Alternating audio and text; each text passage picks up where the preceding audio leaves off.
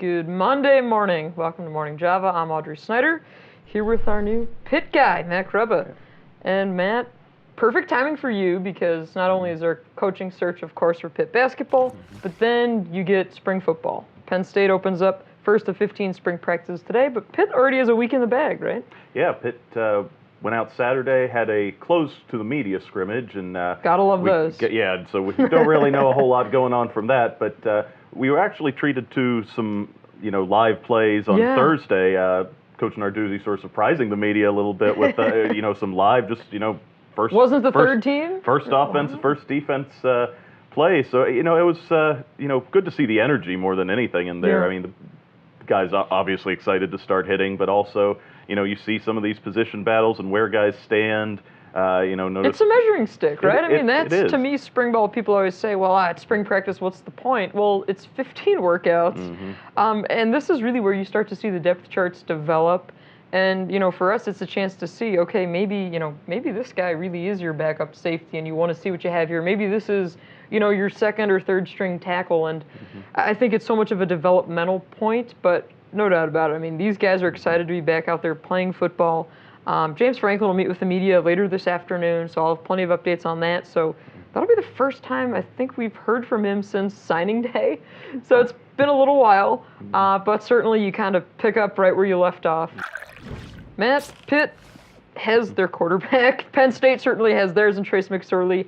No controversy there. What has impressed you, or what have you been hearing out of Pitt camp so far with the quarterback situation? Well, with Kenny Pickett at Pitt, it's not so much what he's saying and doing, although he does look good out there. Okay. It's been what his teammates and what his coaches are saying about him. And, senior running back Darren Hall, who's been a guy who's been around, he was talking about, what a confident guy he is in the huddle and just taking charge there.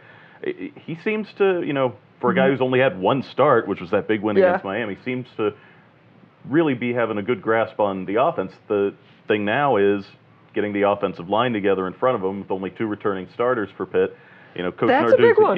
Coach Narduzzi came out and said after the Thursday practice that we got to see, the live action, in the run game, the line looked pretty good, but the pass game, that's still where they need to clean things up, and that's always going to be the case when you've got so many new guys, and you have to wonder, if there's pressure, how's a sophomore quarterback going to handle it? Yeah, and I do think you can take a lot out of, people say, oh, it's one game, small sample size for a quarterback, but I'd point back to Trace McSorley in the Tax Slayer Bowl, and it's, okay, Hackenberg gets hurt, this kid comes in, and that really was a springboard for him, and I would expect, the Miami win to kind of be the same thing for Pickett when you look at that, get this thing going, and Matt, the question, it seems, as always, with Pitt, the secondary, is there any reason to believe that it will be better this year? Why, if so? Well, the guy that's, everybody's been talking about locally is Paris Ford, who was the highly recruited player a year ago, local kid out of Steel Valley, redshirted last year.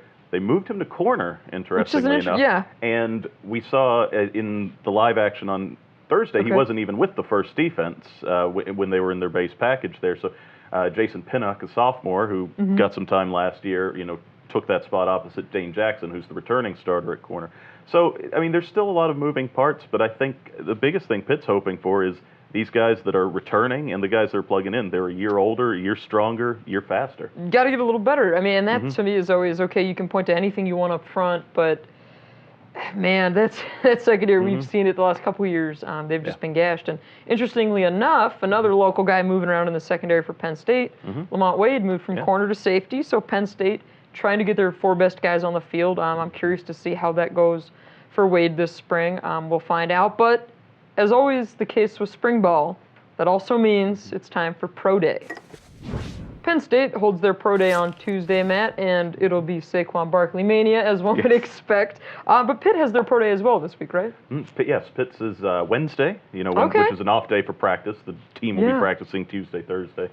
And, a lot of Pitt players at 11 are on the schedule to participate, ranging from Avante Maddox, who really impressed at the Combine with his speed, along with some of the linemen, Brian O'Neill, the Heisman Trophy winner of 2 years ago. Hey, that counts for something, right? Yeah, of course. But yeah, he was another guy who impressed with speed, though, the time he ran in the 40. So, Pitt's guys are going to be in the weight room doing the bench press first, and then heading out to the field for timing. It'll be interesting to see how some of the guys who didn't go to the combine, if they can do anything to improve their For stock. sure, and I think you're always looking for guys to kind of make an inroad, make a path on special teams first for many of these guys.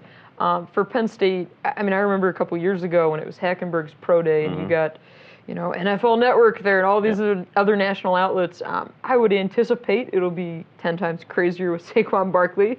Always telling to see, what scouts show up, if you get any GMs in the building, those sorts of things. In Penn State, they let us into Haluba Hall so we can watch part of the workout, which is funny because I remember during Joe Paterno's coaching time, Bill O'Brien's time, our pro day, I kid you not, for the media consisted of sitting in the parking lot and waiting for players to exit the building. And then they would tell you their times. But it was absolutely crazy because you just sit there all day and, March in State College can be okay or it can be pretty terrible. So then the guys would kind of self-report their times and you'd be like, you sure? Was that really your 40? So they've definitely come a long way in that regard. But yeah, Penn State will have a big contingent working out. And you look at what they did at the Combine. A guy like Mike Gesicki jumps through the roof. Deshaun Hamilton really helped himself at the Senior Bowl. Troy Apke, really a local guy, his 40 really impressed Deion Sanders. Yeah, that was the big headline. Deion Sanders being wowed at the Mount Lebanon kids' time. Yeah, I mean, I think it's just one of those things where you get these guys and you put them in these workout type events, and it's a lot of fun to watch. So I'm curious to see how it goes for Penn State. But again, football-wise, the pad comes on and we'll see what happens. So we'll have to do it again, Matt, maybe when there's more meaningful football happening. For sure, and I have a feeling you and I are going to be working together a lot coming up till, I think it's, September 15th? Is that the day? Or September 8th? That's something like that. I don't have the schedule in front of me, but it's going to get here sooner than we think. Awesome. Look forward to it. And it won't be a Morning Java without the What's in Your Cup segment. Matt, you've got the question today, and if anyone else has anything on their minds, please feel free to leave it in the comment section below, and it'll be one of our colleagues' problems to answer it. All right. What do we got? We have Brigadier B3RK, who posed the question, will Pitt football or basketball have more ACC wins next season? And what we'll do, I guess seeing we have you here as well, let's double this question up and make it Pitt Penn State. Oh, man. I'll lead off first with with the news that's been breaking, before the weekend started and about the number of transfers going out. It's going to be hard to say anything but Pitt football right now, just because who knows who's going to be back right now. Yeah, I mean, anytime you bring in a new coach, who stays, who goes, do they want to bring in their own guys? What impact does it have on recruiting? You got to go football. And let's not to knock the Big Ten, not to knock the Big Ten in basketball too. I mean, ACC is the toughest conference in the country. 9 teams in the tournament this year. Yeah. I mean that's going to be hard on a 1-year turnaround. Even though I was sitting here not a week ago expressing optimism about the chance of a quick turnaround, but for 1 year, tough, man. I'm going to go football. And likewise with Penn State, if you look at the Big Ten. I would go football again, too. I mean, hoops definitely is on the up and up. But what happens here with Tony Carr? I mean, their point guard has a shot to go to the NBA, which is unheard of for a Penn State player to potentially leave early to go to the NBA. So I would still stick with football, even though you look at Big Ten football, and, man, it's been tough. But leads me to believe there's enough there to build around. So yeah, Tony Carr's a guy interesting. I think I saw some NBA projections have him going in the 20s, in the 20s in the first round. So that's a big swing guy. Thing with Penn State basketball though, just the Big Ten schedule as long as it is, Oh, for sure. They've got plenty of opportunities, but so you're going with football as well? Absolutely. Yeah.